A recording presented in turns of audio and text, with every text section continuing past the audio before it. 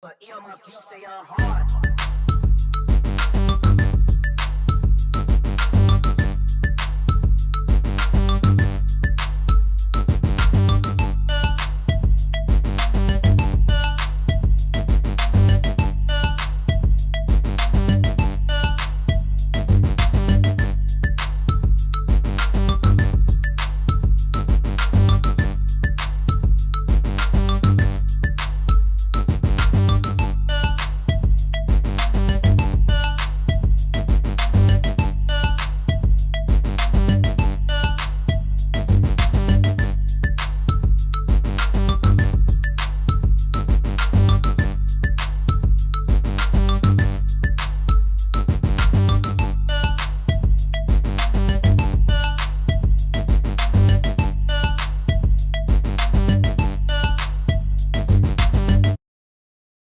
Hello and welcome to another edition of the BCSN Sports Wrap. Brian Fulford here with AD Drew, and joining us on this episode, good friend of the show, as always, Jamie Walker from Coach Work Sports Media, play-by-play man, writer, coach, educator. He's an Aggie. We give for all those things. Play-by-play man. Yes, all those one. A cameraman, he does it all, folks. Jamie, Drew, how you fellas doing? Good, man. How you feeling? How y'all feeling? I'm feeling like somebody left the AC on outside here in South Georgia because it was in the 40s this morning and only got into the 60s. After you deal with that 80-degree weather for about 3 or 4 weeks, almost had to turn the heat on. You guys are just dealing with all kinds of issues. Drew, you're in Southern Georgia. I mean, Jamie's in crazy. Atlanta. Between so I got to ask, as we're recording this, I can't even say the pandemic is the top priority on people's minds in Georgia. It's gas. What's going on in your neck of the woods, Drew? Gas jumped up between $2.89 to $3.09, depending on what gas station that you stop at, if you can find it at gas stations. They were starting to have gas in the pumps today. Now we'll see what happens with the weekend. If people do the normal weekends, we know the gas trucks that are dropping them off aren't going to be able to fill them back up on the first time on those tanks. So I expect us to be going through this again Sunday, if not Monday, with a little bit of a gas shortage before we finally see things stabilize out. But got to get it fixed before the holiday, because if you mess up my cookout, we don't barbecue, we cook out, then I'm going to be upset. Jamie, Atlanta, they do everything. It's always extra special in Atlanta. What's going on in Atlanta with folks at the gas stations? It being extra silly is, I guess it's extra special. Blocking up all kinds of roads. You can't get by because folks all of a sudden think this is a gas apocalypse and you need to hoard gas and go get barrels and all kinds of stuff. I don't know what's going on. But luckily, man, where I am an educator, so in where I teach, the gas stations were okay, but I live in the outskirts, and folks all of a sudden needed to fill their tanks and just not realizing everything was gonna get solved, and it's just a mess. And I ended up having to take my wife's car back out because she was scared. So I'm like, okay, I'm riding around for 45 minutes looking for gas. So it is what it is. I'm glad everybody's all right now. So. You ride 45 minutes looking for a hamburger in Atlanta, so that wasn't nothing special. Pretty much. You wasted gas looking for gas. I mean, exactly. That's a genius. That's a great concept there. Thankfully, it's good to know that Florida is not as crazy as Georgia right now. You guys on all kinds of just stuff right now. Between. I would just leave it at that. I mean, you guys got a lot of things going on in the state of Georgia. At least we're not that state right now.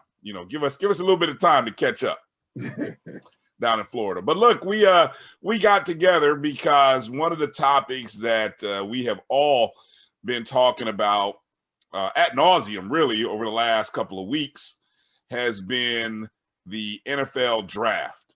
And more importantly, I mean, the end of the spring football season, the HBCU season, which sort of culminated with the NFL draft. And then, we were teased. We kind of thought, we hoped there might be a player or two. I mean, hell, I went out as bold. I thought 3 guys might get drafted. Drew, did you have any predictions on the number of guys that might get drafted? Where did you go with that?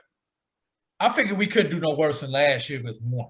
No less than 1. Jamie, So, what about you? My over-under was 1. So to actually hit the under was shocking. Where was your predictions at, Jamie? I said 5. Oh, Listen. Whose mock draft were you looking at? Oh, just not even on the mock draft. I figured with last year's numbers and it being a little bit better, along with having an HBCU combine, at least it would have maybe some effect. But yeah, so I went out on a limb. I guess it was wishful thinking at the end of the day. But yeah, I was way off. Yeah, and that's the thing that I think what I wanted us to kind of come together and kind of talk on and give us a chance to kind of wrap up the spring season, share our thoughts about that, but then also just kind of I think how we talk about the NFL as it relates to HBCU players is a conversation that I think we all need to start having, because I think we have allowed ourselves to get upset over the last couple of years. And I think what did it was it 3 seasons ago when Titus Howard went first for Alabama State as an offensive lineman? Was that 3 years ago? I think it was 3. Yeah. Mm-hmm. And then, so that was going into that year. And then, of course, then you had COVID. And so then you end up with, like you said, you had 1 player. And then, of course, this year you had none. And so we were seeing the regression going in the opposite direction. And it's a continuous cycle. We get the preseason magazines, we get the scouting websites and services and all the articles that talk about guys who have a potential to get drafted. And I feel like it's all been a big setup. It's the worst kind of setup, because I'm starting to think it's based on a period of time that we'll never get back. That period of the 90s and 80s and the 70s and even the early 2000s, we'll never get that period of time back. The landscape of college football, the landscape of the NFL has changed. So I guess I'll come with my first question to you guys is, as we talk about HBCU players in the draft, how should we be talking about those prospects? In what ways should we realistically be talking about HBCU players and the draft? We'll start with Jamie and then go to Drew. I really had to do some soul searching when it came to addressing what you're talking about. And really it stems from the landscape of what college football is now and its changing in development. And realizing that more than race, I think we're talking about respect for each division of football.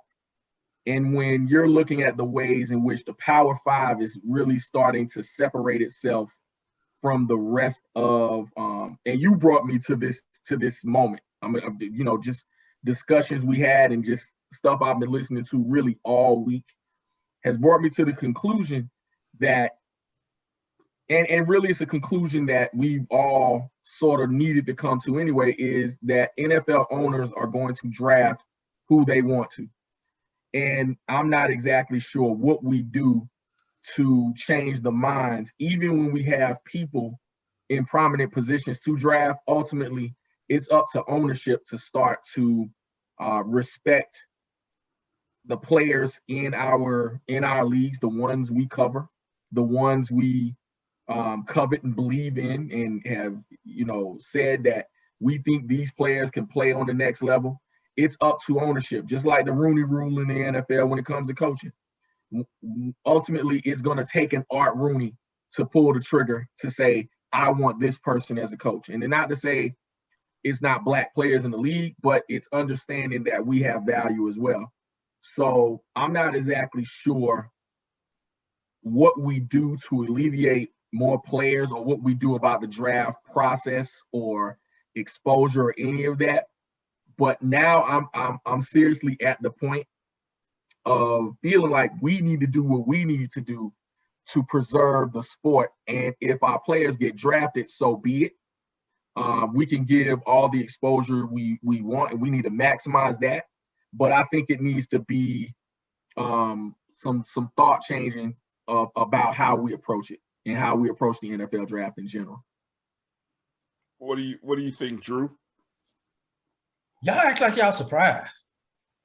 Or y'all, or if you're a gambling man and you know that line is plus 1,000, that line is plus 1,000 for a reason.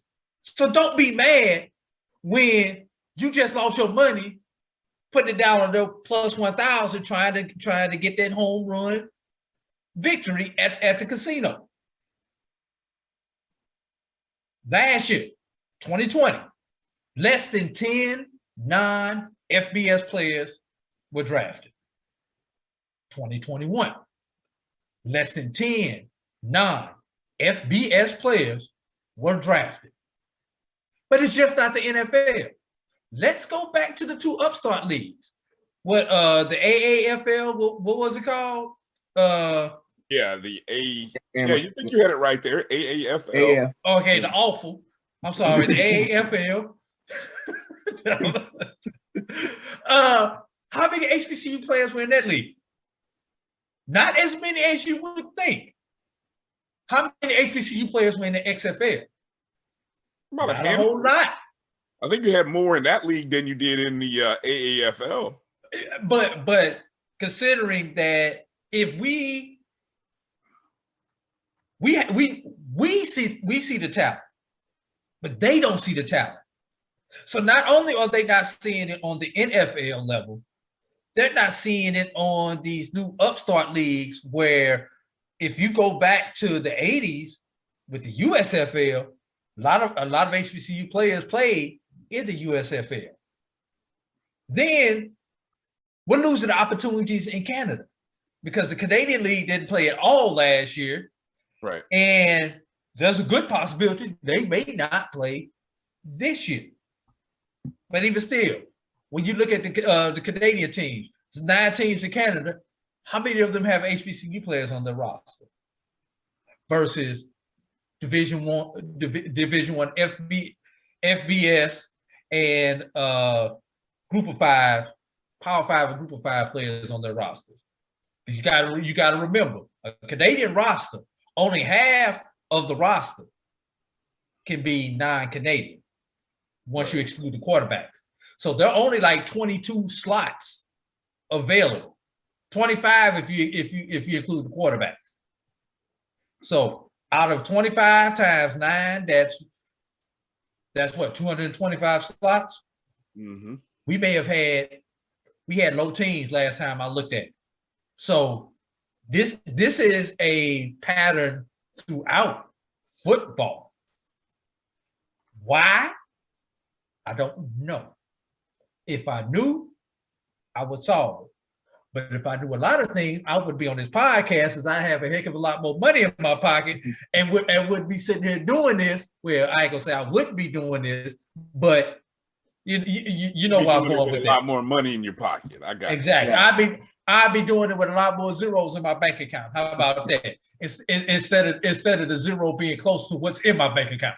The one thing that I heard you say there, Drew, which has me thinking when you said, do we know, what we see them play?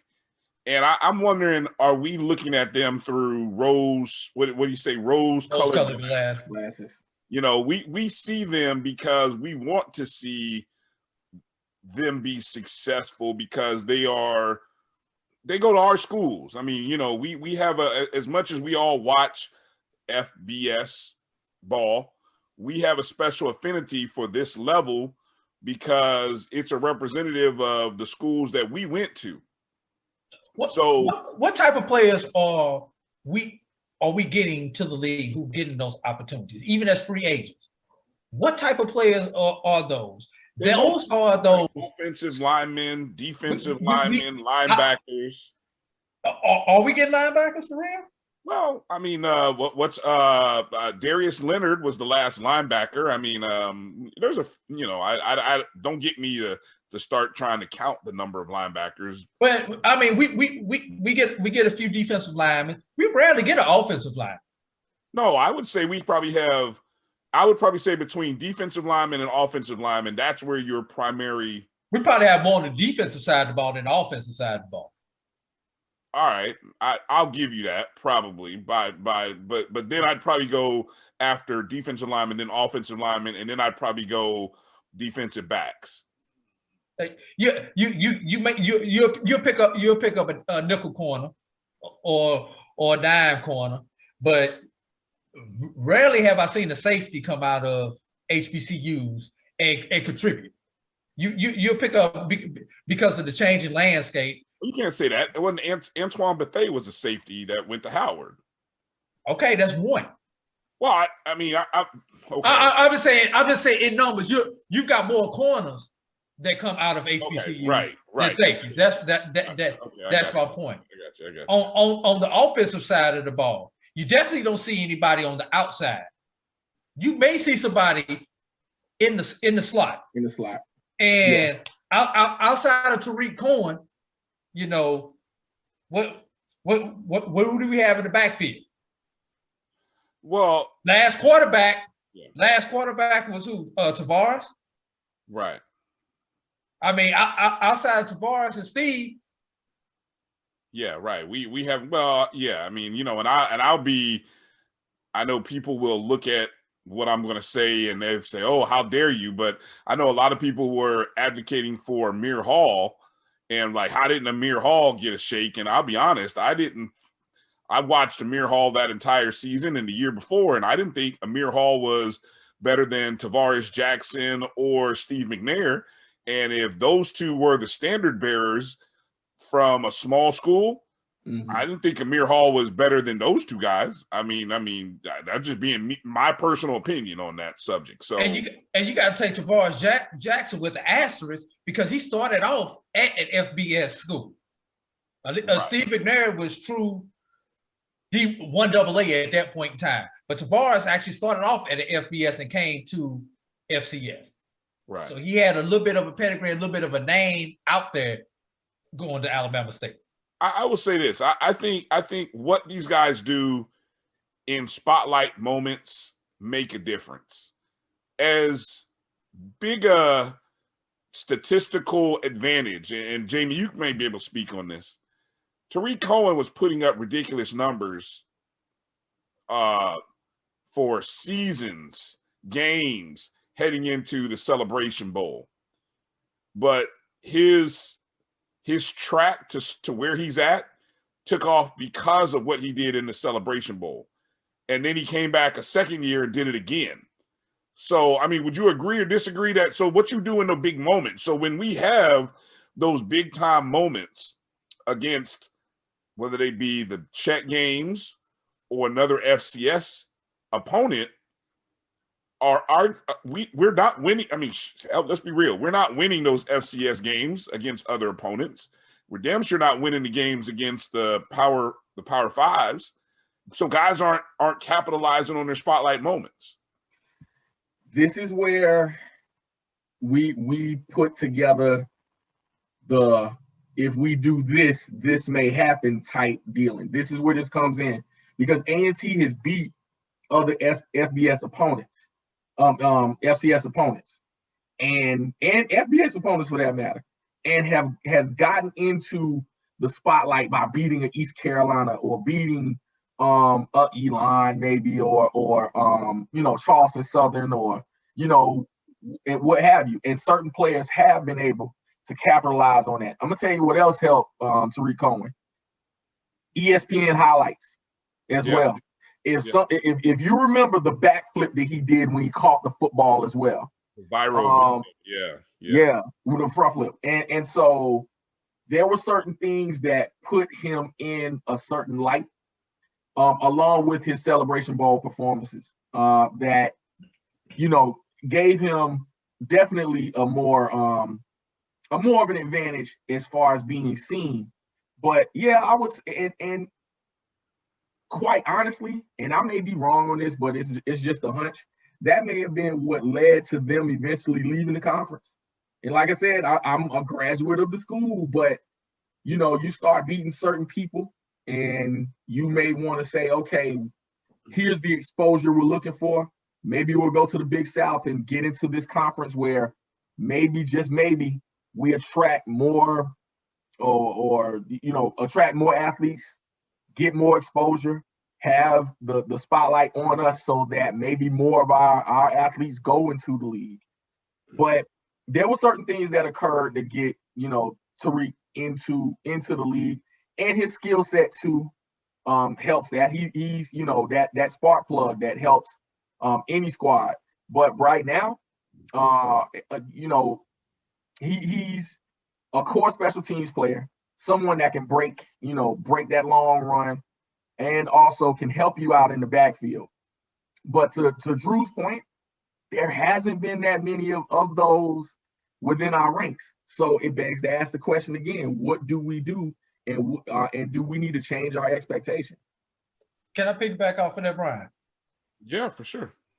Let's talk about the guy who replaced Tariq Cohen at North Carolina North Carolina A&T, Jermaine Martin.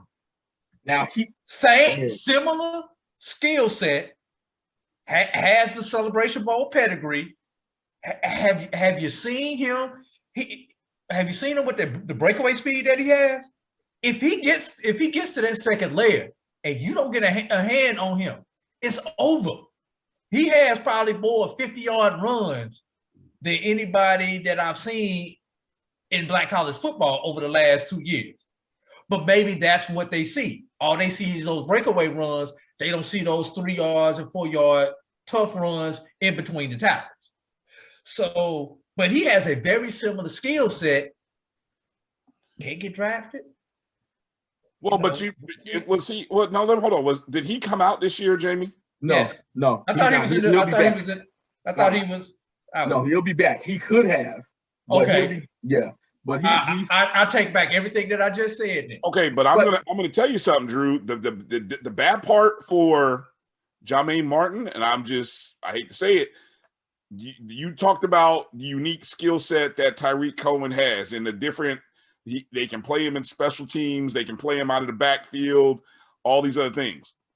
I don't know if that's Jermaine Martin. If Jermaine Martin is your traditional running back, I hate to say there are a dime a dozen of those, and the NFL has already shown you how they value running backs. But let's go back to what Tariq Cohen at A&T. He wasn't doing a lot of those extra things that he's been asked to do with Chicago at A&T, because he was the featured back. He was the one that they wanted to give the ball to 25 times a game. Why am I going to have my number one running back there returning kicks? Yeah, and let's think about this as a coach. Yeah, that may be good for him as a player to get him to the next level. But in order for me to win this conference, to win this game, I need to minimize those hits and say those 25 carries for when he's going north and south between those tackles. I need to save those 4 or 5 tosses on those swing passes out the backfield for that third down when I need it. So, a lot of those skills that these guys have aren't discovered until they get away from being the featured player on their team. You bring up some good points, and I'm gonna forward the conversation a little bit towards fans and say, given what you both just kind of talked about, should fans really stop expecting anything from the NFL at this point in relation to guys being drafted? I mean, let's just be honest. I mean, we're going to hopefully have a return to a full season for the first time in 2 years in the fall. You're going to see preseason magazines. You're going to do, I mean, hell, we're going to probably be involved in them between the magazines, the preseason analysis, the predictions, top running backs, top all these other positions, top teams. We're somebody, whether it's us or somebody else, somebody's going to put out the article, top potential draft picks for 2022. So I bring to you guys, I'll start with you, Drew. Should fans stop expecting anything from the NFL with relation to HBCU players being drafted? Let's be real, Brian. It don't matter what the fans expect. You know why, Brian? Because when church opens back up on Sundays, what's the first thing you're going to do when you get out of church? You're going to come home, flip on the game, and watch the 1 o'clock game. Then you're gonna cook, then you're gonna eat, then you're gonna watch the 4 o'clock game. But that's not gonna, there's still gonna be an expectation by some. The expectation is going to be when my team plays in that 1 o'clock or that 4 o'clock or that 7:30 time slot on Sunday or that 7 o'clock time slot on Monday. Are they playing? Are they gonna win?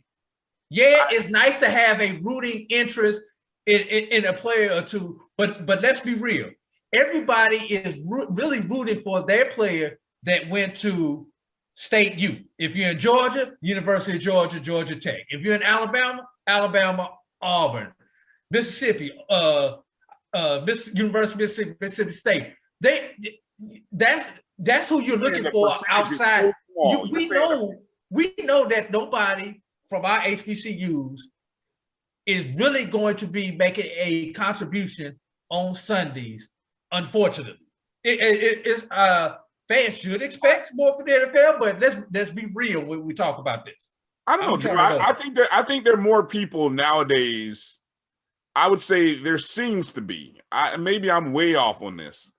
It just seems to be compared to maybe 5 years ago. I'm just gonna go 5. There seems to be more people that want to see, whether it be their HBCU players.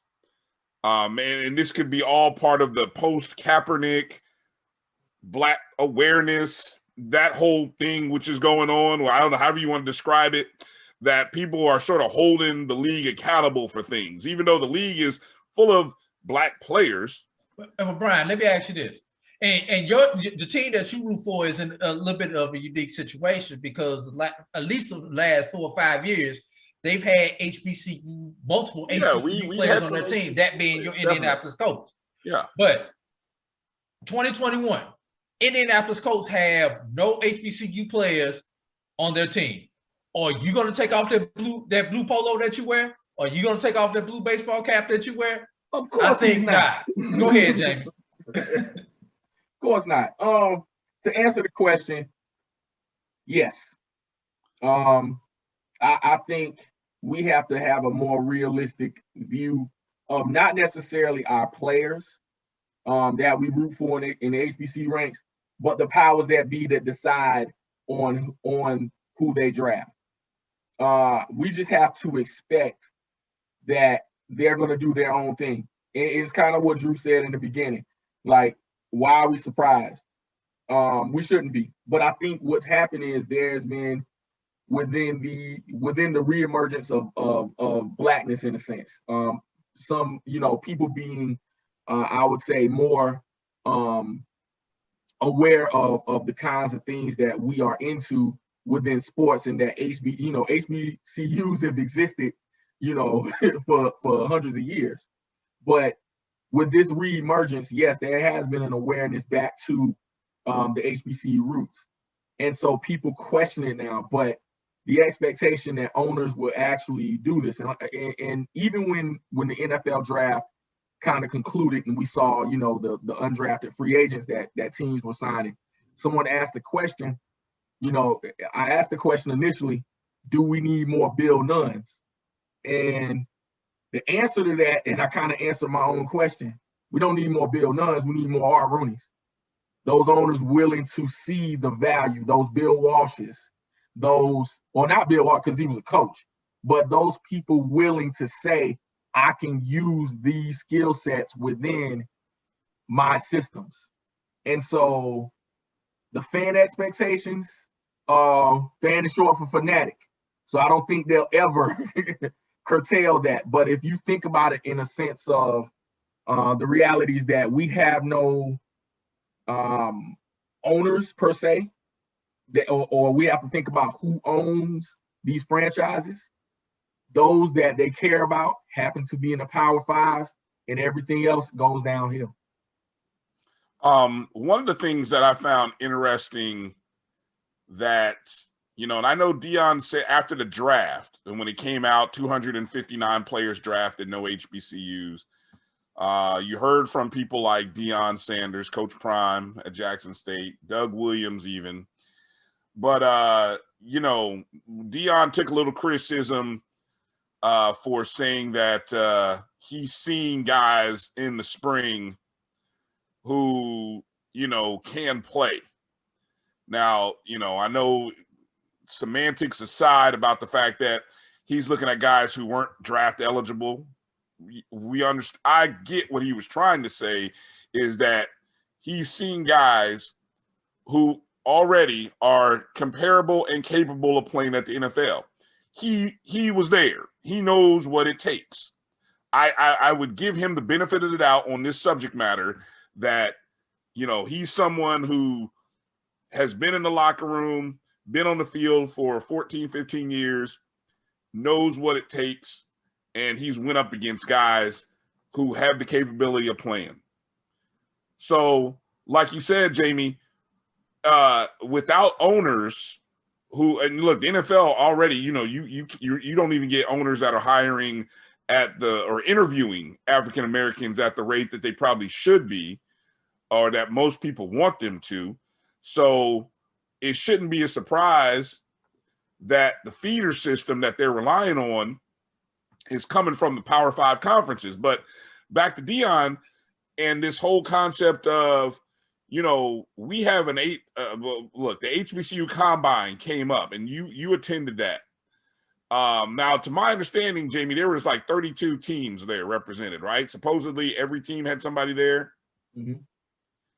So of those guys, and you had a treasure trove of people that they could talk to and meet. One of the things that Deion said, and I actually kind of agree with him when I heard him say this, he said, don't give us this combine over here. Now, I know this was a unique year. They didn't do the combine like they normally do in Indianapolis.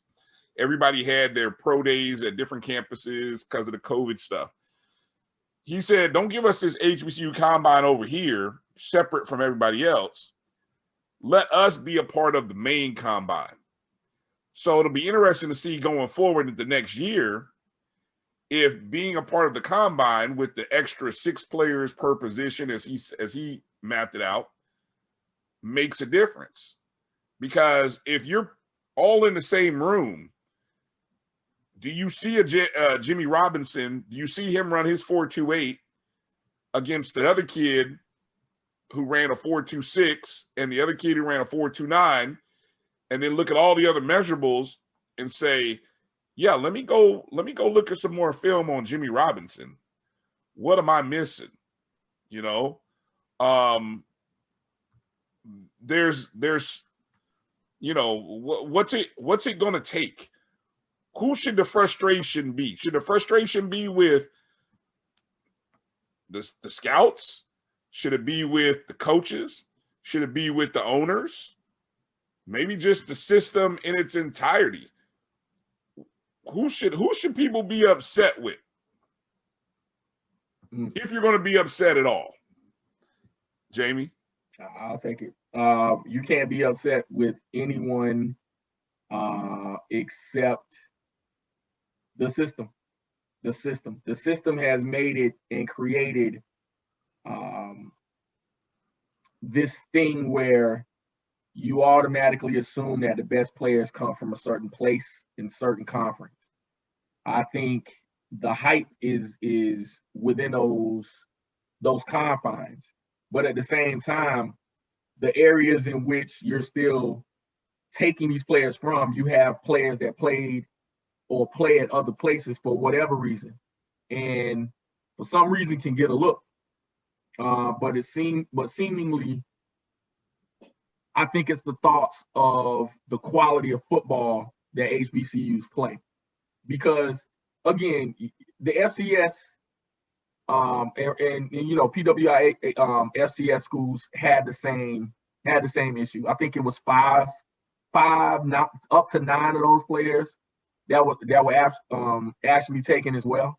So it's not a thing where it was just abundantly FCS players that were taking over HBCU players, and like it's the same realm. But you get what I'm saying. Mm-hmm. But you can't make anyone draft a player. You can show the quality of the league overall, and I think that's where I get where Deion is coming from as well, within his statement, saying that there are ballers in this league. When you have, but I go on to say, when you have teams that are now taking HBCU basketball players and making them possible football players, and taking 33-year-old quarterbacks and giving them roster slots, you're trying to tell me there's no one in HBCU fold that can do that already plays football?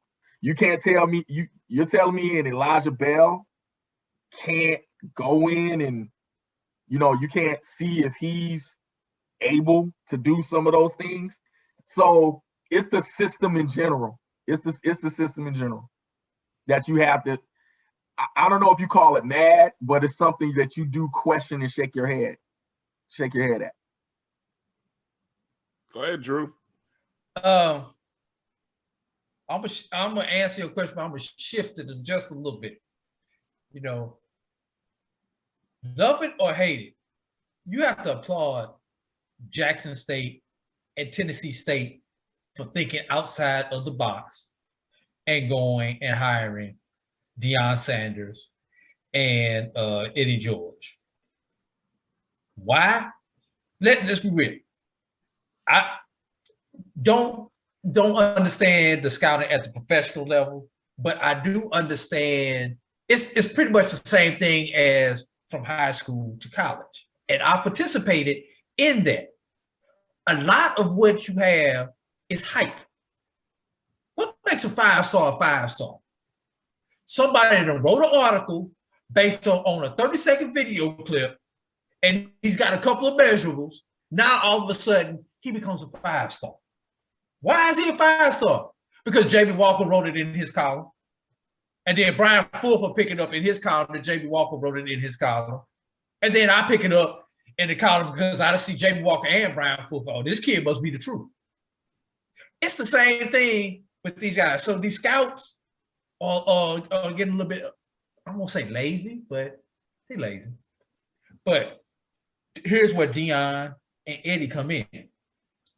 They can make those calls to those people in those scouting departments that a Coach Broderick Fobbs may not be able to make, or something like that, because they have those direct relationships. Because this stuff is all about relationships, you know.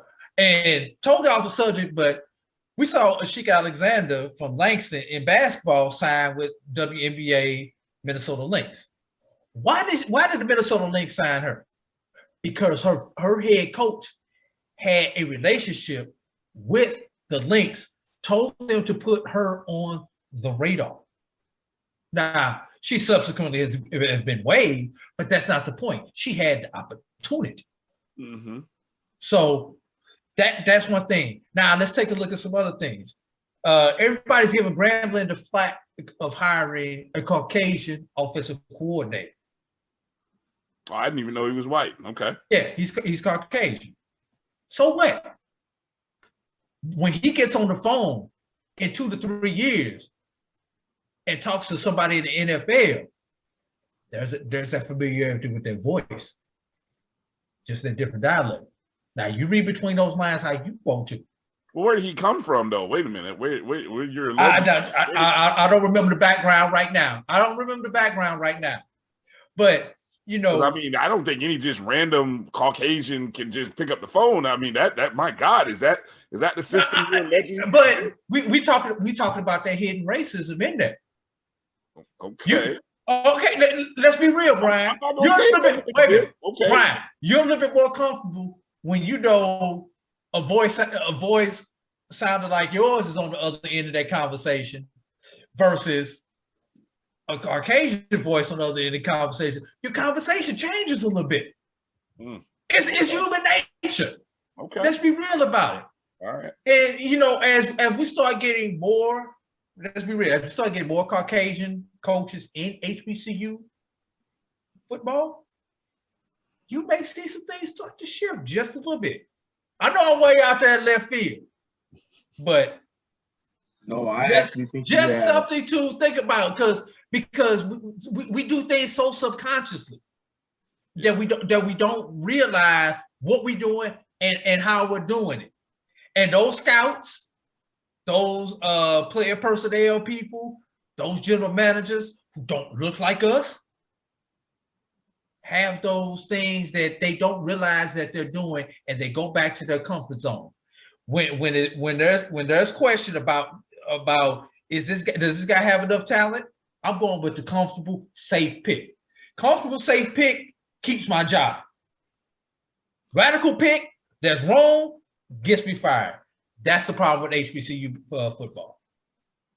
Yeah, that I'm going to agree with you on the importance of the relationships and what you said. I mean, I'm not going to disagree with it, and I do agree with the fact that it does seem like picking from that pool of FCS or FCS/HBCU is that risk factor.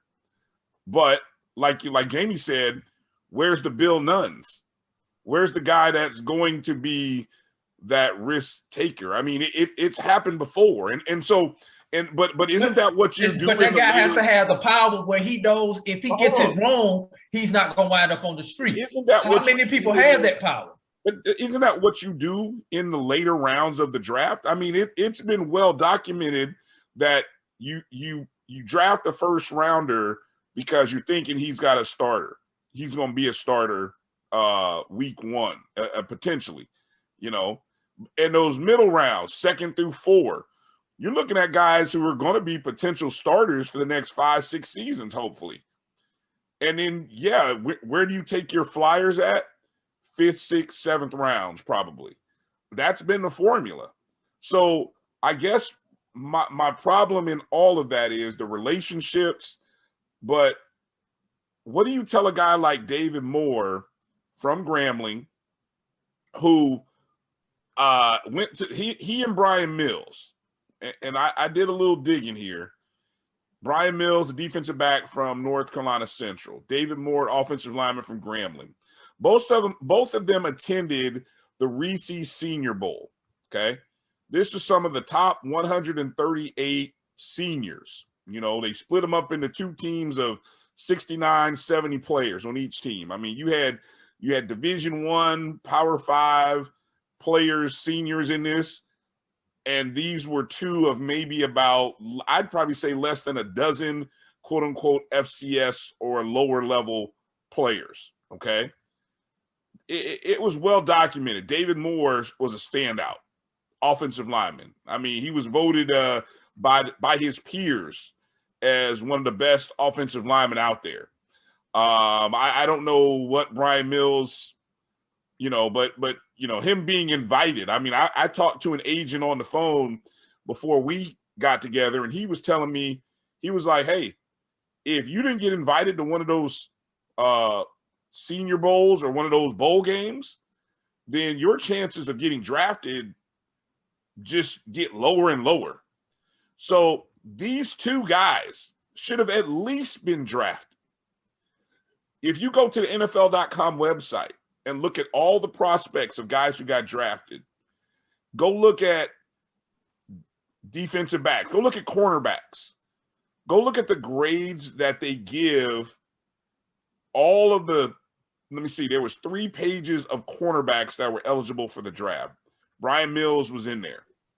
His grade, which his grade put him in the lower third amongst all defense. No, check that. He was right in the middle pack. He's on page 2. If you just did a search by cornerbacks, no other filter, he was right there in the middle. Okay. There were guys above him and below him that got drafted. Guys that got drafted in the 3rd round, 4th round, 5th, 6th round, all around him that got drafted.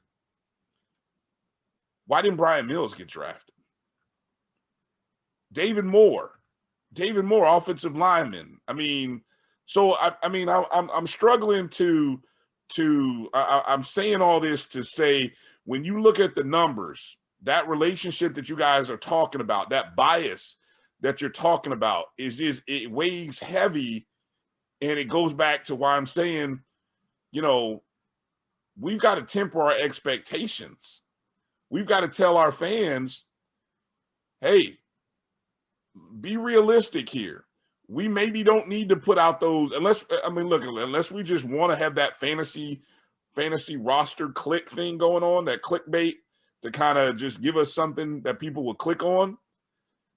We got to be realistic with them.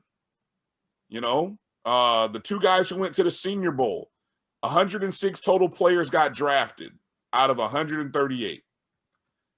41% of the NFL draft played in the Senior Bowl. Those 2 guys didn't make it. Now, they both got undrafted free agent contracts. Good for them. But maybe that's the route of the future. But you mean to tell me a 7th round draft pick, 6th round, nobody found any value in burning a pick on a guy and taking a chance? I'm just throwing that out there. Let's do this, fellas. Let's take a break. When we come back, we'll get into maybe 1 or 2 more questions regarding the spring season as it relates to draft. And then let's get into talking about just sort of a recap summary of what we saw from the past spring season of HBCU football. You're watching the BCSN Sports Wrap. Bryan and AD, special guest Jamie Walker. We'll be back right after these words. Have you had your Earth Blend coffee today? At Earth Blend Coffee, we take pride in offering you the very best of beans across the world, blended and roasted to perfection, giving you superior quality and satisfying and flavorful taste. Experience the world in one cup with Earth Blend Coffee.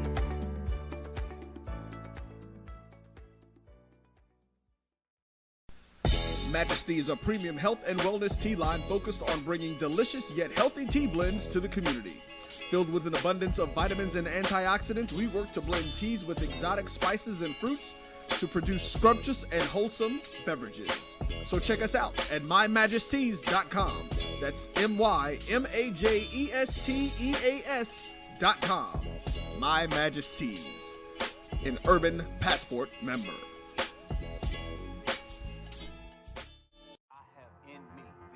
Support the Black College Sports Network so we can continue to provide you coverage. Go to myjbn.com/support and be a part of the Black College Sports Network. Thank you guys for what you do for HBCU athletics. This is a fantastic avenue for all of us. This is our ESPN, so we love what you guys do. Bryan, AD, Roy, all you guys at BCSN. We really appreciate what it is that you guys do for us.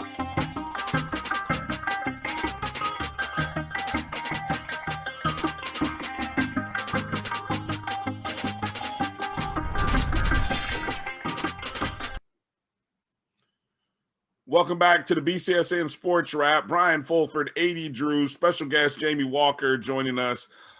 Make sure you are following the Black College Sports Network at MyBCSN1, the number 1. That's Facebook, Twitter, Instagram. Make sure you download the Jericho Broadcast Network's app as well. MyJBN or MyBCSN is where you can find it on the app Apple Store, Google Play Store, whatever they call that thing. And that's where you can download the app. And anytime that we do a broadcast, especially we do something, we've been doing a lot with baseball, HBCU baseball recently, you can watch all of those games right there on the app. And then go subscribe to our YouTube page too. If you're watching this on YouTube, my JBN Online. And of course, if you are just soaking up the audio version of this, make sure to like and subscribe. We're everywhere you can get podcasts. So that way, anytime we drop a new show, we will drop the podcast version, the audio version, and you got it there. So again, and make sure you're following our guy, Jamie Walker, at Coach Work Sports, at Coach Work Sports. And of course, you can follow Drew at BCSN Drew. And so we're just sort of continuing our conversation, just sort of recapping the spring football season, which obviously had to do a lot with the draft, but more so the actual games on the field. A season like none other that we hopefully will ever see again. And so one of the things that kind of came up, guys, this idea of playing in the spring, it leads to a interesting thought that, Jamie brought this to my attention via conversation that another show was having. But, as we think about it in terms of what it means for HBCUs, we got to think about what this spring season meant. What did it mean for the SWAC? Of course, the MEAC really didn't have much of a season. I mean, between Delaware State, Howard, South Carolina State, those were I think, was that it out of the MEAC? Yeah, so those were the only three teams that played. Del State and South Carolina State probably played the most games. I think they played maybe about 4 games. Did the MEAC even officially crown a champion? I don't think so. I don't think so either. No, I think they kind of called that off once, once you had Norfolk State kind of bow out when they did. And Howard could never play South Carolina State. Yeah, Howard had restrictions where they couldn't travel and play South Carolina State. So it just became a mess. Really, it became an extended spring season, I think, which, it'll be interesting to see what happens as a benefit for those schools in the fall. But really, it was all about the SWAC. I mean, you didn't have anybody on the D2 level. Yeah, actually, it's interesting. You had Langston in the Sooner Athletic Conference, which is NAIA. They actually played about 5 games this spring. Who else? Tennessee State. Yeah. Oh, yes. Yeah. I forgot about Tennessee State. They played as part of the Ohio Valley Conference, which had their season. But it goes Savannah back to State got a couple of games in on the Division II level. Edward Waters played a couple of games on the NAIA level. I think that was about I it. think you got them. Yeah. Yeah. Didn't Lincoln played a game or 2 as well, Division II. Lincoln, Missouri did. Lincoln, Missouri did. Yes. So those probably ended up being just really more so like extended spring games, I would think. I mean, you got a chance to really get them in and have them. But the question that came up in this interview on ESPNU, I think it was, should the FCS consider playing in the spring? And the factors that were presented had to do with the amount of eyes. The amount of eyes that were able to be seen watching your product, what that could mean for players. I mean, we just had a discussion in the last segment kind of talking about exposure and giving guys an opportunity to be seen. But is it even a realistic thought for HBCUs? I personally am starting to think that somebody is going to have to come with a thought that they have to decide, what are we going to be in the next 10 years? Because as we talked about that changing structure of college football, where the top 65, the Power Fives, are moving further and further away from their lower level FBS. They've already moved away from FCS. It's a whole separate world of haves and have-nots. And so what is HBCU football? Players aren't getting drafted. You know, we're not getting the television revenue that they're giving the Power Fives. What is the future? And does spring football make sense as something that should be considered, explored? I don't know. It was an interesting conversation. Jamie, I'll come to you because you were the one who put me onto this. I'll start with you and see where your thoughts are after the last couple of days. You had a chance to kind of marinate on it. I've marinated a lot on it. I almost want to ask the world what they feel like. After the first week of spring games, and the spring season started, and the hype and everything surrounding it, I asked the question in an article. I wrote an article. Do we need to kick the tires on this spring thing? Do we need to make this a permanent thing? And the feedback that I got from it was, no, football is made for the fall. No, we need to get these money games against FBS opponents. No, this is just, COVID. We've been in the house all year, and this is just something to do now that our seasons were canceled. So that's where everyone is getting hyped for.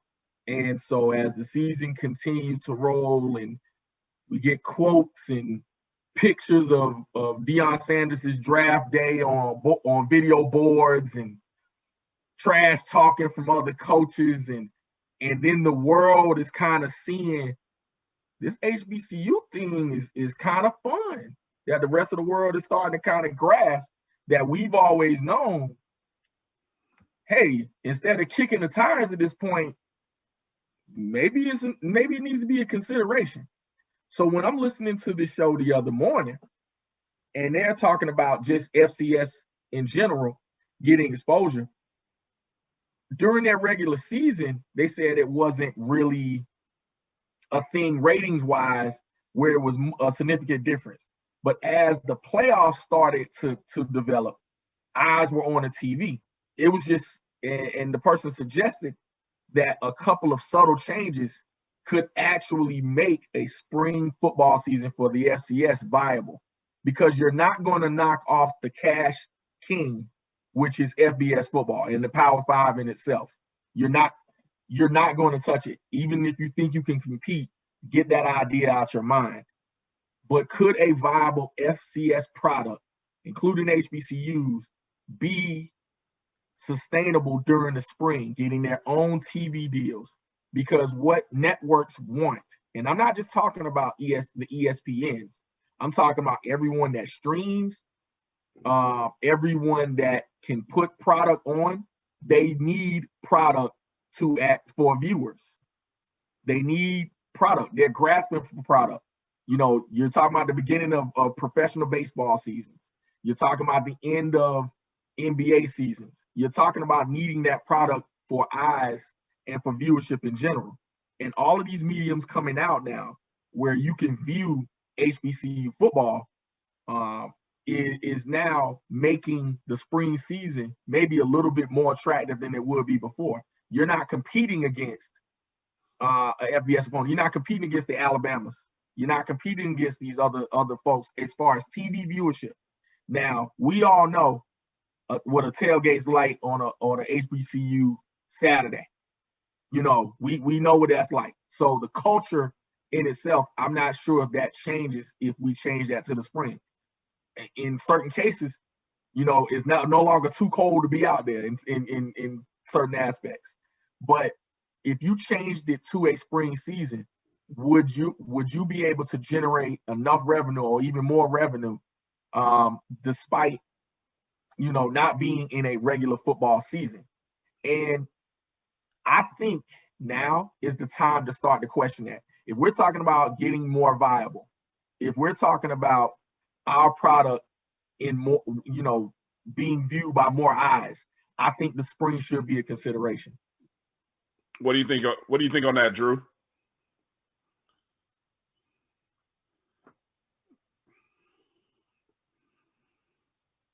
Why are we playing in the spring? Are we playing in the spring for the fans, or are we playing for the eyeballs on the streaming services and on TV? That's the question that has to be asked, Jamie, before you take this discussion any further. Because if you're playing for the fans who buy the tickets, who tailgate, who plan travel, want to see football in the fall. Everybody knows where if you're in the state of Alabama, you know where you're going to be at the last Saturday in October. If you're in Louisiana, you know where you're going to be at the Saturday after Thanksgiving in November. If you're in Florida, you know where you're going to be at the Saturday before Thanksgiving, and so forth and so on. So if we're doing this for the not only the casual fan, but the traditional football fan who actually goes to the game, rain, sleet, shine, tailgates, Winnebago, the whole 9 yard, grill, they want it in the fall. Now, if we're playing for the stream, YouTube, Yahoo, ESPN 3, 2, 1, U, etc., Fox, then you seriously do have to consider moving to the spring. But let's think about it. Most of our games are on ESPN. Most college conferences are on ESPN, except for what? The West Coast conferences are basically the ones on Fox. Yeah, pretty much. Yeah. Say it again. Yeah, that's you're about right. Right. Okay. So what did ESPN just do over the last couple of months? They just signed NHL hockey. Now, what does that do? That creates inventory for ESPN.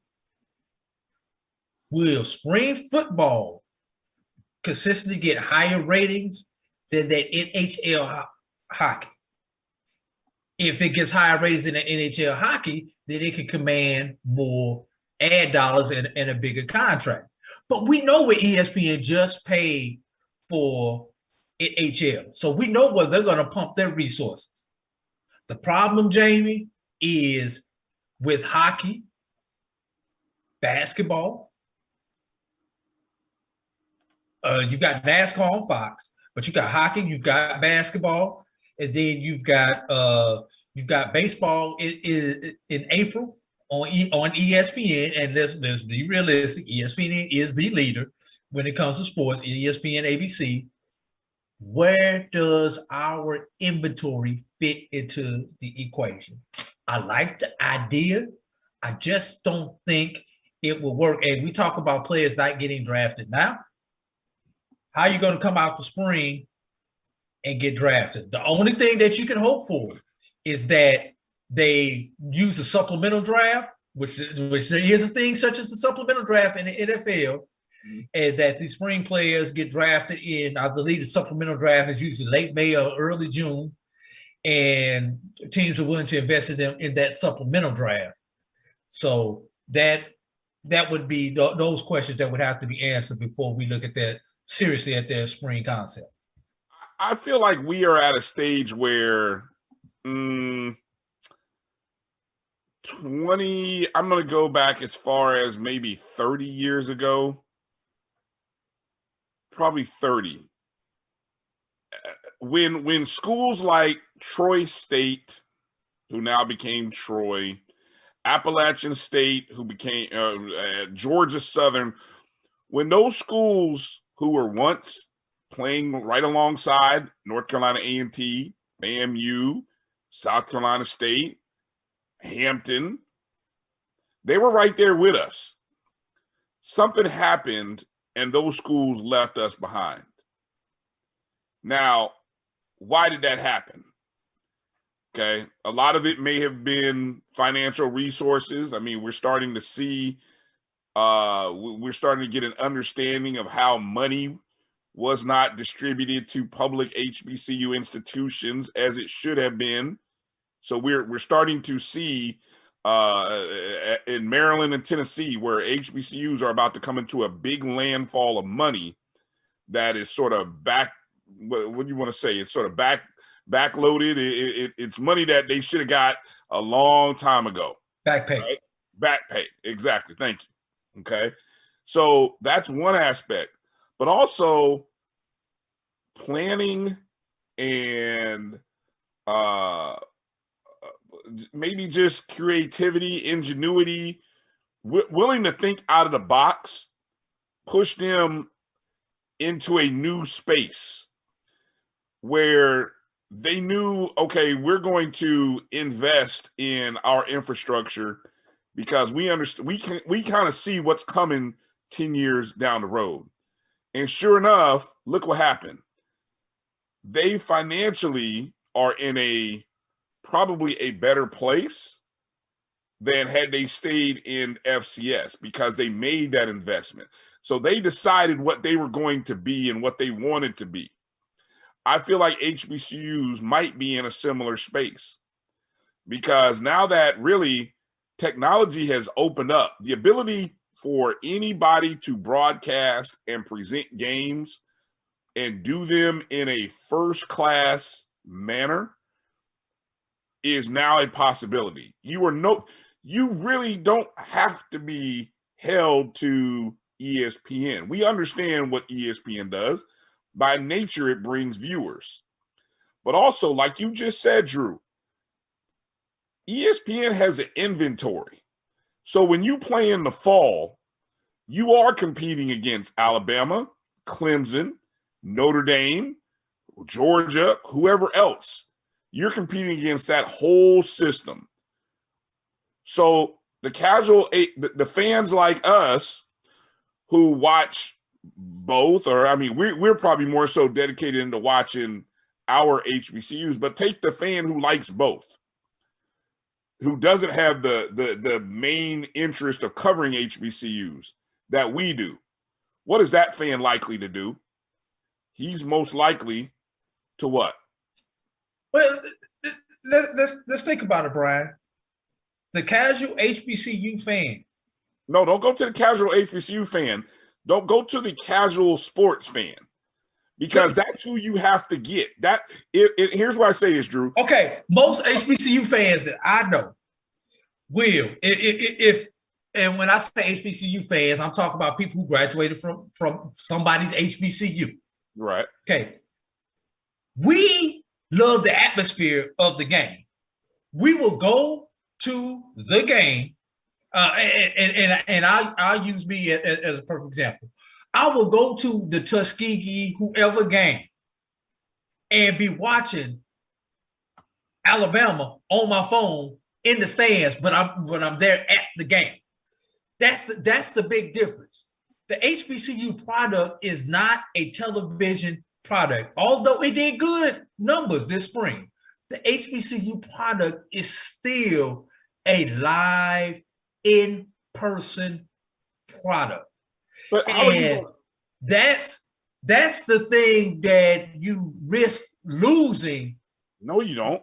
Here's why. Okay, here, hold on. Look at the numbers. Let the numbers say something, right? Let's just take the largest on-campus stadium that we know of, which is where? Probably Jackson State. Jackson. Well, you talking about HBCU? Not on campus. That's off campus. Yeah. You talking about Jackson State? Oh, you talking about HBCU? HBCU. That's gonna be fan probably by Southern. Okay, fan. So we're talking 25 to 20. What's A&T got? A&T at 20 yet, Jamie? Doesn't sound like it. No? I don't think so. Okay, so we're talking, with the exception of Jackson State, because they play in that mammoth of the vet, which they don't. I mean, at the most they do is 30 on average. Average 33. Average 33. Okay, so we'll give them that. The average 33. You know how many people viewed, for example, a spring game the SWAC championship game, it drew 137,000 viewers according to the ratings. And that's persons or households of 2 or more people. 137 is what it was measured at. When Alabama A&M played Jackson State on ESPN, was that right? ESPN or ESPN2? I think it was. I can't remember which one. One of them Jackson State games was on the mothership. I think that was the game, A&M versus ESPN. That was the game. I think that was on the mothership, the main one.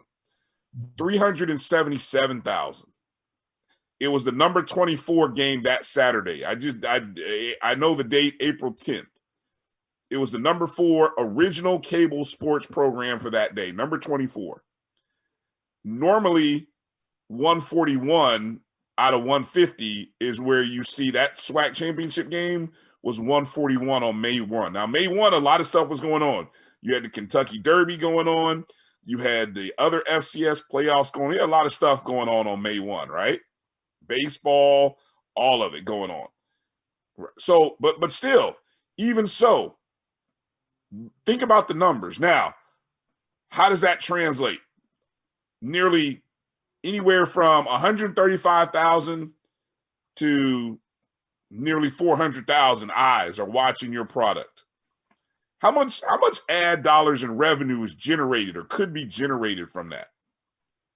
You know, that's what you're dealing with. That's where, when I talk about the ingenuity or the creative thinking out of the box, how do you capitalize that? I understand the HBCU product and what you're saying, Drew, that the HBCU product is an in-person experience, but I'm not seeing that anybody is able or has found a way yet to generate the kind of significant dollars that's going to change your program or your athletic programs.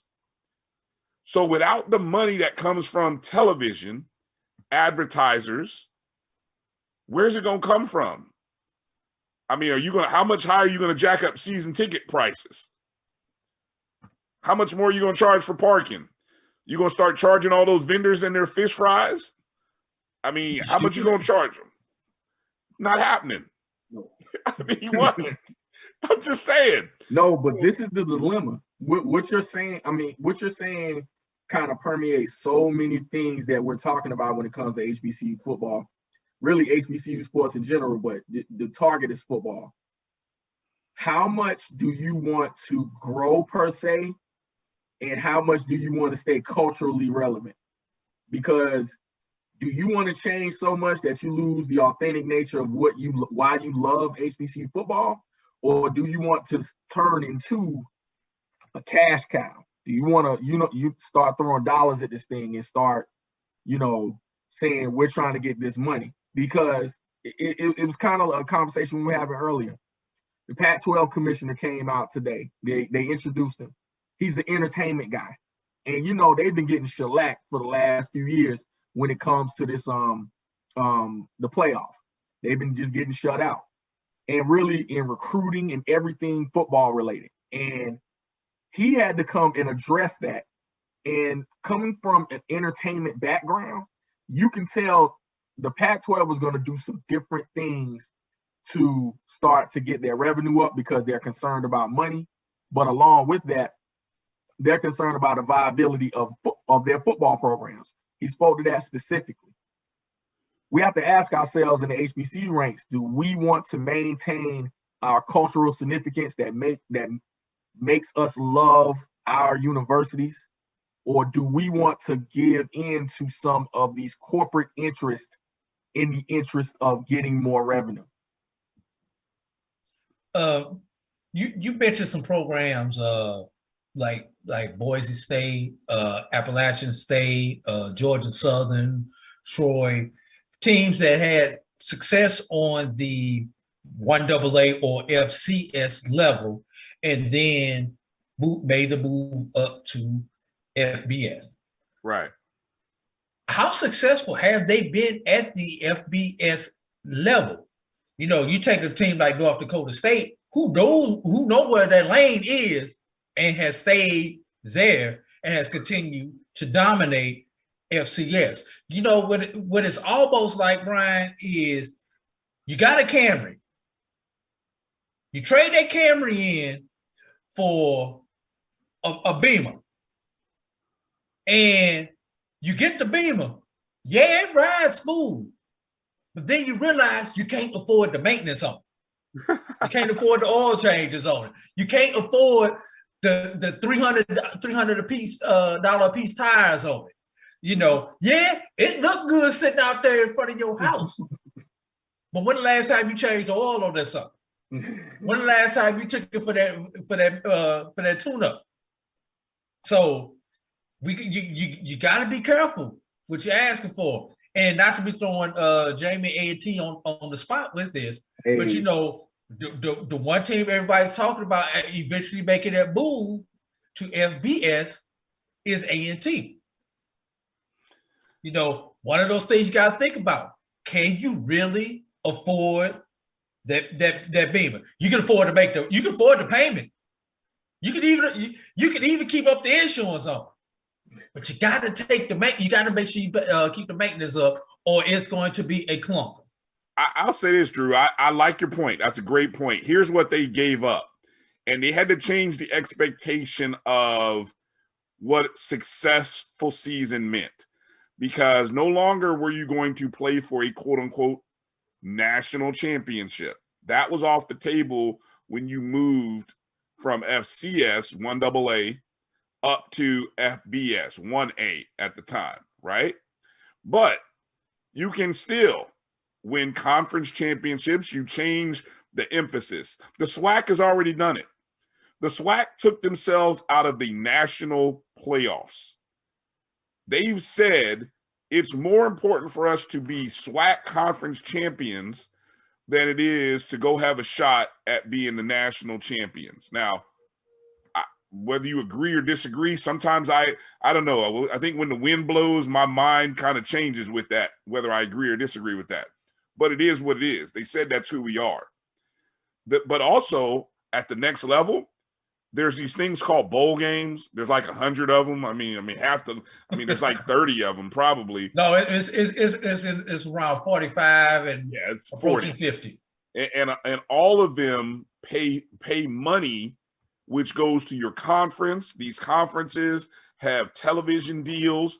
So when you look at the amount of, and it's already been well documented, which is why the SWAC does what they do, that playing in the playoffs really is not really a financial benefit. It's been well documented about that. You're not playing for a national title, but the financial rewards from television deals, from bowl games, all that stuff matters and comes out on the positive to say, you know what, it worked. And then one, you also are drawing more eyes. You're drawing more eyes where maybe you got no players in the NFL draft. Now you get one or two. You get those looks now. You get one or two more than what the HBCUs who you left behind are getting. So that's why again, I'm not going to sit here and say I know the answer or I have the right answer. Because I think it's a complicated and a debate that has to be well researched, but it's time for somebody to start down that road and more people need to ask the questions. More people need to think about it. More people need to consider it. And I just think more people need to not just be so dismissive and say, nah, we can't do that. There's no way. What's going to happen to our fall homecoming? I mean, really, you know, if another sport had to move to the fall in order for you to have a tailgate game somewhere, you don't think they would do that?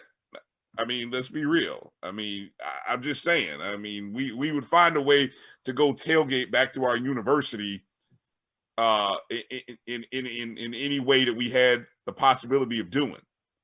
Okay. Let me ask you guys this one final question before we do our summaries. Did the SWAC hurt themselves by not making them eligible, by not making it available to Alabama A&M, who ended up winning the SWAC, to compete in the FCS playoffs? This was the year where you could have you could have played and competed for a national championship at the FCS level. Did they hurt themselves by not adjusting their schedule? Drew, what do you think? They took their biggest star, and let's be real, in the current spectrum of the SWAC, their biggest star was Aquia Glass, hands down. If you put him on that national stage and he excels, he's that one that potentially breaks that glut that we have of players not getting drafted. And it's because he would have an opportunity to live up to the hype. But looking back in hindsight, I think the SWAC actually wound up protecting themselves because of the situation Alabama A&M was in by not having any games. So would they have gotten in, given the situation that Alabama A&M was in by not having those games, and then nobody else wanted to play them because everybody was kind of locked within their conferences? It would have been a major disappointment for Alabama A&M to not have that opportunity to play in the playoffs. So hindsight being, no, they got it. They got lucky and got it right. You know, the bigger disappointment was Southern not getting at large bid. That's interesting. What do you think, Jamie? Wow, I'm gonna keep it short. That answer is basically on a year-to-year basis. I think an opportunity was missed for that quote-unquote exposure, and I'm stacking up because I'm looking at these FCS playoffs, and I'm gonna tell you, I think they could have competed, and I think it would have brought more attention to the conference. So I will say yes, but I understand why they didn't, because it really goes with the philosophy of what the conference is now in protecting the interest of the SWAC.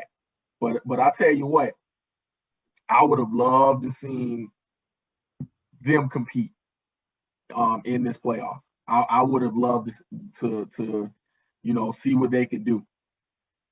Can I follow up right quick?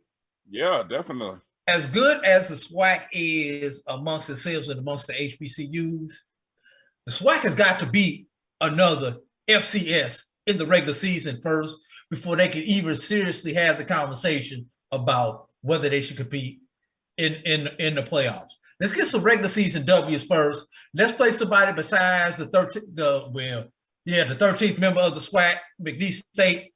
Now, let's find somebody else to play besides McNeese State on everybody's schedule in the SWAC. Let's beat some other teams at FCS.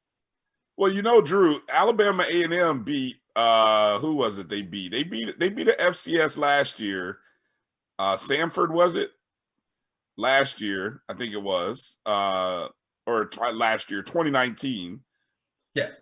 And the one positive, I'm gonna roll out and say there's a possibility Southern may finally beat McNeese State this year. And part of that reason is because their head coach now is a McNeese State player, former player. And he is a former assistant coach at the FCS level. And he's been in these circles. I mean, he was at UTSA.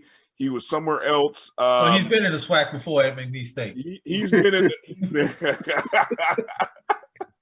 Yes. And then, hey, look, I don't know if Pham or Bethune plays any I got to look at the schedules. I don't know with Pham and Bethune coming in. Who knows?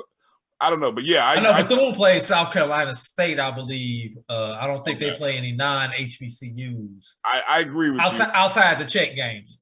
Somebody needs to beat the FCS level teams.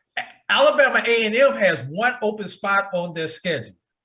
They need to find an FCS team to play, and I do not mean another HBCU, to really show Aquia Glass off so that he can move his draft stock up. Jamie, is the North Dakota State A&T game happening this fall, or did it get rescheduled for another year? I think it got rescheduled. I was looking at the schedule a couple of weeks ago, and I don't think it's on it.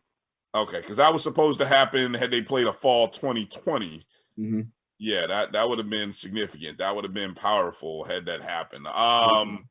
Yeah, let's recap as we get ready to close out here, guys. I'm gonna do us all a favor, because I think we've all hit Deion Sanders fatigue. I was gonna ask you about the three most important things that Deion Sanders has brought to HBCU culture and football, but I think we've all. You say money. Give me one thing, okay? But money. Other than money, give me one other thing that Deion has brought, Drew. Spotlight. Okay, Jamie. Spotlight because of his media presence. All right, And Jamie. media savviness, yes.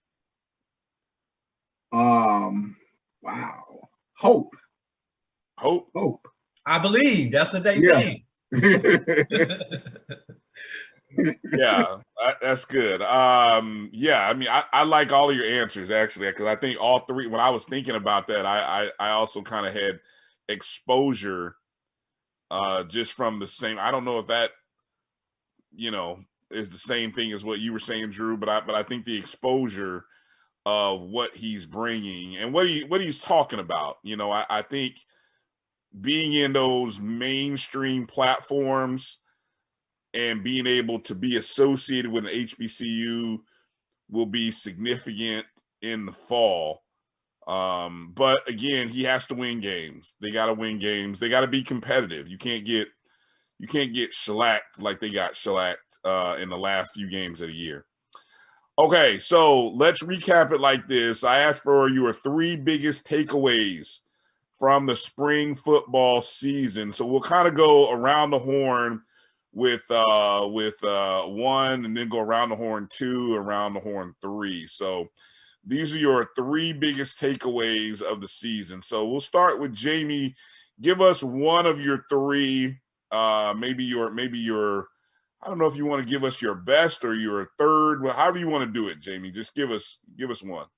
One of my takeaways from this season, this spring season, would be the absolute coaching build-up for the fall. I think if people didn't understand what kind of coaching and tacticians we have in HBCU football, they do now. Okay. Any coaching job that you thought? I mean, who are you thinking of when you say that? Who are you thinking of in particular? Definitely Connell Manning, because he's done it everywhere he's been. Mm-hmm. But going into because for me, he's not the traditional SWAT guy. Right. He's not, he's not that guy. So for him to come in and be, unabashed and unafraid, I am looking forward to seeing what goes on now that he has that team, trending upward. All right, Drew, give me one or your top or one of your three biggest takeaways from the season. I'm going to go with, it's almost like relief. Because when the spring season got on us, it was almost back to normalcy, almost back to reality. We found excuses, those of us who were able to go to games, we found an excuse and a reason to get out to a game. But for most of us who were not able to go to game, we found excuses to at least get out in the backyard or get in the kitchen and do things that we normally would have done. Smaller gathering, but we still did it. You may have had to wear a mask while you were doing it. Instead of having everybody in your living room, you had them out on the back porch or whatever the case is. But it was the first sense of we're getting back to what the Black college experience is meant to be, by having those football games, by having football to talk about, by talking about Deion Sanders, by talking about Aquel Glass, by talking about Connell Manning, by talking about Dawson Odoms, and you know, just by having those conversations, close to normal as we could get. All right. One of my three, I'll go with my I'll go with number one here, because I got a feeling some of you guys may take my other one. So I had like a bunch of them here, but my top one that I had, and I give it to you in a headline form that says, Jackson State not ready for prime time. That was my biggest takeaway. That was my number one takeaway. The fact that there was a lot of hype coming in, and we got a chance to see that it's tough. It's tough coaching this game. And look, they didn't have every perfect game week opportunity. You had COVID issues. You had other kind of things that created challenges. So when they got out to the hot start, rather, with the 3-0 start, you know, you had people talking about championships and all kinds of stuff. And then the reality of the teams that they played kind of set in. You had Alabama State, which just kind of, you had the first road game. Then you had the whole Southern coming in, which they've owned Jackson State. So you had the out-coached, you had Dawson Odoms, who just showed how great of a coach he is, and the way he had his team prepared. And then the Alabama A&M game was really, I just thought, was like the icing on the cake. It was the complete undressing of Jackson State, and it just led to mass exoduses. And there were just things within the comments that you heard that just showed you, you know what, they're not quite ready for prime time. They might be in the fall, but it was a great exhibition and a great way to kind of get started. So number two, Jamie, what's your number two takeaway? Number two takeaway. Dr. Charles McClelland is an absolutely phenomenal leader. He knows the pulse of that conference and can adjust on the fly better than I've seen in a long time, as far as what the interest level of the conference is and what the best thing is.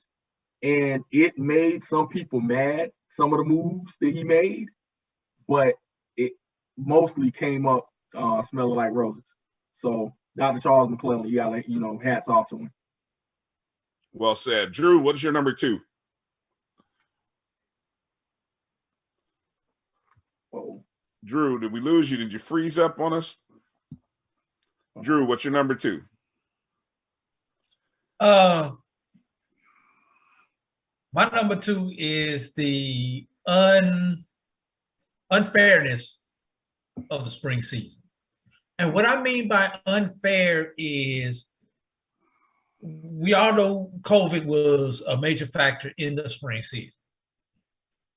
So players got an extra year. Coaches who did not get an extra year. But, should coaches have gotten an extra year? We saw the starts. We saw the stops. What happened to Grambling in the Bayou Classic was not fair. They didn't even know Friday if they were going to be able to play on Saturday. How many players did they have back? Alabama A&M. What happened to them was not fair. But it goes to show life is not fair. And kudos to those who played this season and those who survived this season and those teams who actually won. Arkansas Pine Bluff, Alabama A&M. So, just surviving that unfair time. That's my take.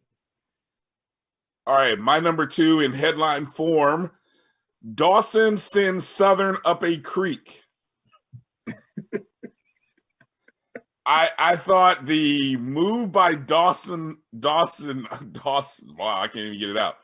Dawson Odoms it's still curious as hell to me. I won't besmirch anybody getting a chance to make, $25,000, $30,000 more dollars. More power to you.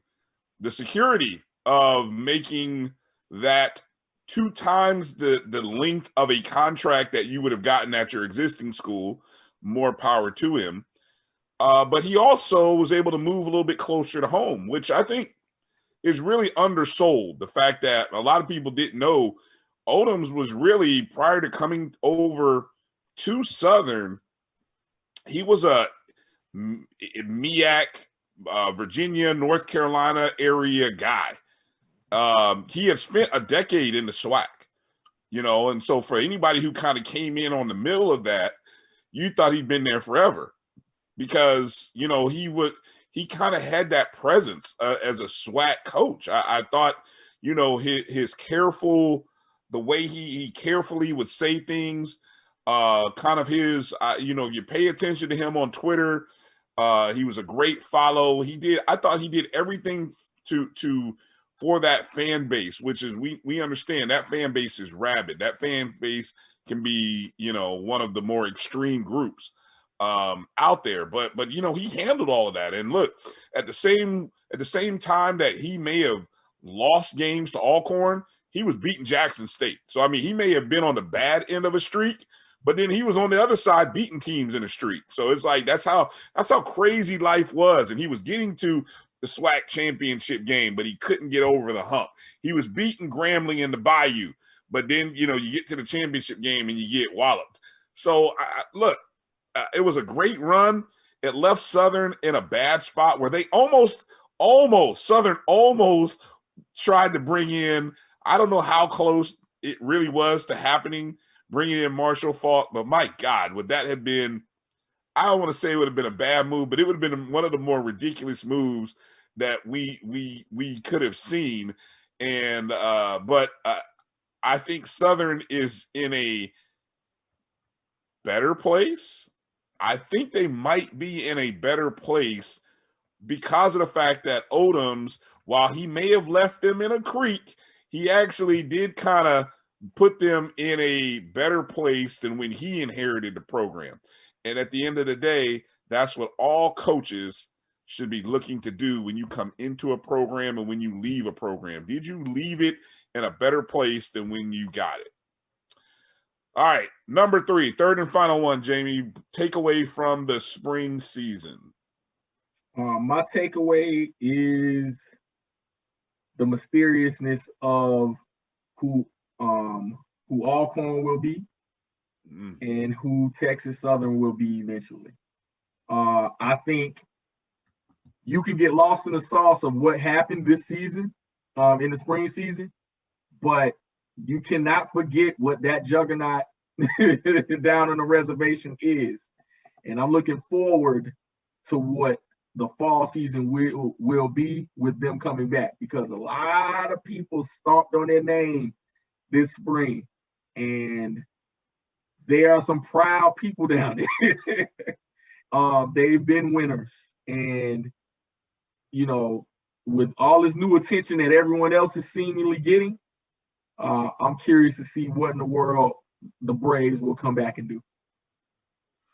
All right, Drew, your third and final thing of your takeaway from the spring season. I'm going way off the radar on this one, but I have to throw this one out. Right. Shout out to all the SIDs, the trainers, the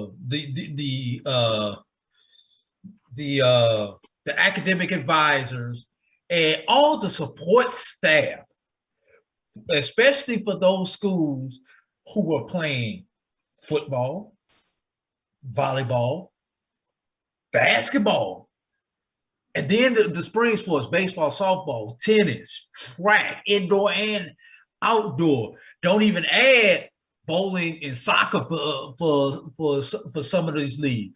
So shout out to all of the support staff, the support personnel, because believe it or not, from where I said from the media side, the schools who have always been good at disseminating information was still good at disseminating information this spring.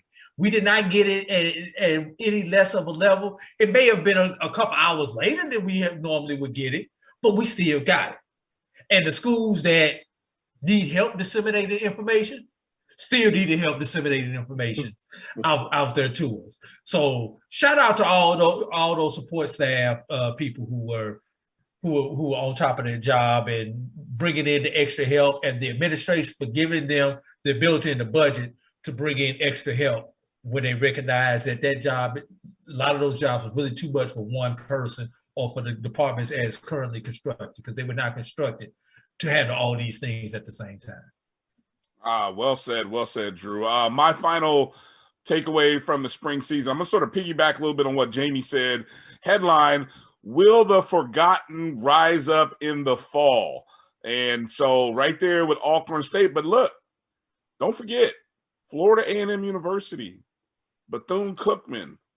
Those are two programs that, I mean, really, you didn't, I mean, the fact that they shut down football, the Bethune shut down everything, lost 2 basketball coaches as a result of it. So it's like they're coming into the SWAC almost brand new. I don't know, with at least on the basketball level. And so, and then like you said, Jamie, the Alcorn situation, I mean, look, I mean, everyone talked about Aqeel Glass, but, look, we forgot about the other quarterback, Felix Jones. Yeah, I mean, I'm not going to lie. One time I really had a brain fart. I couldn't remember his name for nothing because nobody's talking about him. We're talking about all these other quarterbacks. We're not talking about the guy who was the reigning SWAC MVP. So, look, Alcorn's going to be, coming in with a little bit of fire. And I think all kinds of rumors about what their coach, and it was just crazy. But don't forget, that's what I want to see is what will the fall be like for those teams who weren't playing in the spring. I had to think, if you had to say one person, Drew, one name, who won the spring? If you could just say this guy, if I had to give an award for best whatever for the spring, this guy won the spring. Who won the spring for you? Deion Sanders. All right. Jamie, how about you? Who won the spring? Connell Maynard. I like that. Connell Maynard. I posed that question to you. I don't have an answer, but I like both of yours. So I'll go Connell Maynard. I thought he had the best quotes over Deion. Deion had some great quotes, but at the end, I got to go with. I mean, when Connell walked it off with Ric Flair, that shut it down. That just took the trophy home. So. All right, gentlemen. Hey, this has been a good conversation. I hope anyone who's been watching or listening, you stuck in there, you enjoyed it. Hopefully we gave you some thoughts or something.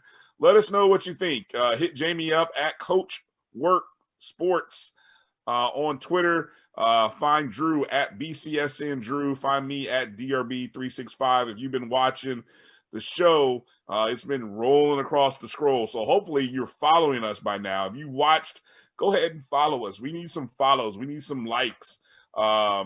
Save your nasty comments, though. You don't need to put that on Twitter. You can hit us up privately in the DMs, and if you want something nasty to say. But make sure you're following us, Black College Sports Network at MyBCSN1, the number 1. Go ahead and download that Jericho Broadcast Networks app on Apple and Google Play Store. MyJBN or MyBCSN is where you can download that app. Make sure you like and subscribe to podcasts, whether you're watching us on YouTube or Facebook. Give us a like, subscribe, or if you're listening, go ahead and make sure you subscribe so you can get future shows. And look, this is the first time I've mentioned it, but look, we can use a cup of coffee, so your donations will help keep this thing afloat. The cup of coffee, if you're a Starbucks drinker, that's about a good $5-6. If you're a Dunkin' Donuts coffee drinker, yeah, maybe about $2-3. If you're a 7-Eleven person, we're talking $1.35. So I mean, every little bit helps. Just go to myjbn.com/support. That's myjbn.com/support. All right, that's it. For Jamie Walker, AD Drew, I'm Brian Fulfer. Thanks for watching the BCSN Sports Wrap. We'll talk to you again some other time. Peace out. Support the Black College Sports Network so we can continue to provide you coverage. Go to myjbn.com/support and be a part of the Black College Sports Tell everybody Network. they can follow their dreams.